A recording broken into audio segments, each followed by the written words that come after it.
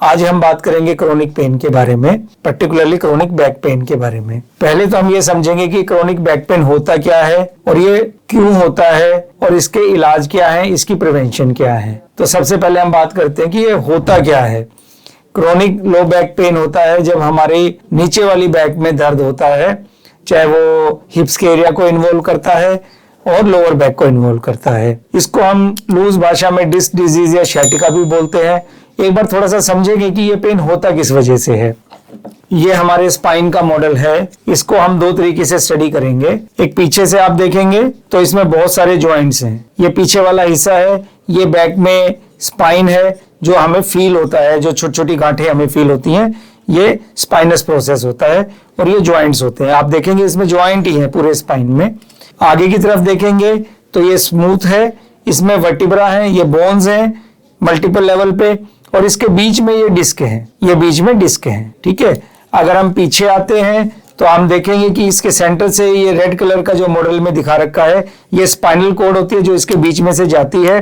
और पीछे से जो ये जॉइंट होते हैं वो इतने कम्प्लेक्स इसलिए बनाए होते हैं कि इसको स्टेबिलिटी देने के लिए, अगर ये यहाँ से खिसक जाए, जैसे रोड साइड इंजरी में हो जाती है, तो स्पाइनल कॉर्ड इंजरी हो जाती है और पेशेंट को पैरालिसिस हो जाता है। अब इसमें बात समझने की क्या है? बात समझने की ये बात है कि ये जो ये जॉइंट्स हैं ये उम्र के हिसाब से घिसते हैं, इनमें भी आर्थराइटिस होती है जिसको ऑस्टियोआर्थराइटिस बोलते हैं। जिस तरह से हमारे घुटने घिसते हैं, हिप घिसते हैं, सैक्रोइलेग जॉइंट घिसता है, इसी तरह से छोटे छोटे जॉइंट भी उम्र के हिसाब से घिसने लगते हैं।